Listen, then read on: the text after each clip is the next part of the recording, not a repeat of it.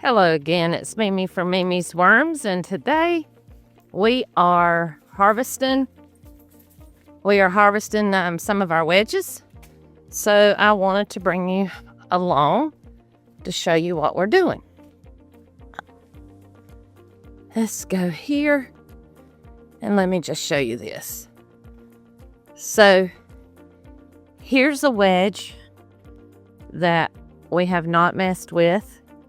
Now what we're going to do is we're going to come in and take, you can see where we fed. We're going to take this much of this bed out. Now this bed we may not harvest because it really still has quite a ways to go. So what I do is I come in like this bed. You can see where we fed over here.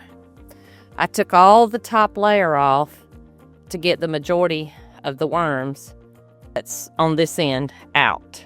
And then what we'll do is we'll harvest that, and then we'll push everything to this end to restart it. Now he's working this out right now. Like this one, I've took the top layer off.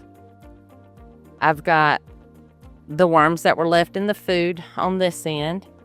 And he'll come in and harvest this whole bit right here. There'll be some cocoons and some few worms in there, but it won't be a whole lot. It'll be mostly castings. And then we'll start refeeding this wedge going the other way. So that's how you harvest a wedge, is you want to get this to as close to one end as you can, and then start harvesting back the other way.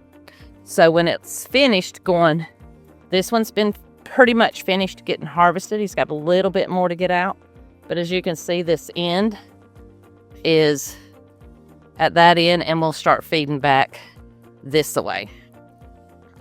So that allows us to get the majority of the worms out that we can harvest, but still leave enough that we can restart this bed. So that's what he's doing, is harvesting this bed up, and then we'll just move to the other ones. And there you have it. That's how you harvest a wedge system.